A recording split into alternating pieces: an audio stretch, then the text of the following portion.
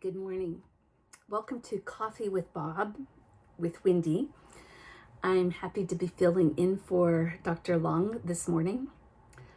This past weekend was full of tragedy. While we passed the 100,000 person mark of people who had passed away in the U.S. because of the COVID-19 virus, we heard the terrible story of a man by the name of George Floyd who was killed while in police custody. And almost immediately, the hashtag I can't breathe started trending again to mark another occasion of an African American dying in police custody. Shortly after that death, protests broke out, first in Minneapolis, where the event occurred, and then spreading across the United States. Some of those protests gave way to rioting and violence. Terrible times. We saw them even in Oklahoma City.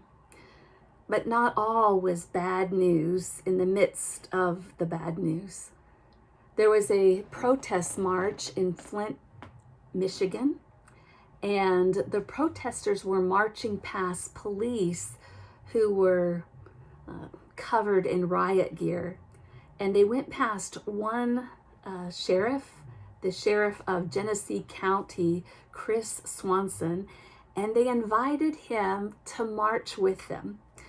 And Chris responded by saying that he and the other officers were there to ensure that they had a right to their free speech. And when they invited him to join with them, he absolutely decided to go. He put down his helmet and his baton so that he could listen to them. Now, we know that the pain of racism and the tragedies are still continuing. And so what is it that we can do as followers of Christ? First, we can pray. Now, I'm not talking about the simple prayers of our childhood where we say something, "Dear God, please help the fighting stop. Amen." No, I'm talking about the kind of prayer where you open up your heart to really hear what God is saying. Ask God to help you understand the hurts of others. Ask God to guide you to a sense of looking within. What are the fears and the attitudes that you have that need to change? Ask God to guide you to be a part of the healing. One of the things that you can do is pray through the Psalms, many of which cry out against injustices of the world. Second, you can lay down your defenses so that you can truly listen to others. Now, most of us won't have a helmet and baton. If you do, please put them down. But a lot of times we'll have our guard up.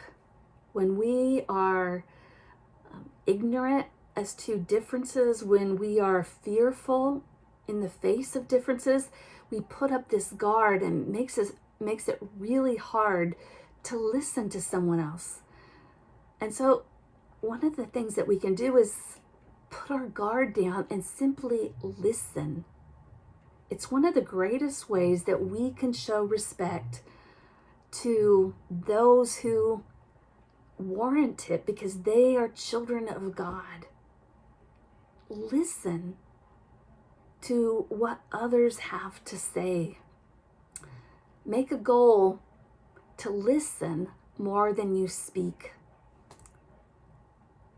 Ask God today to help guide you.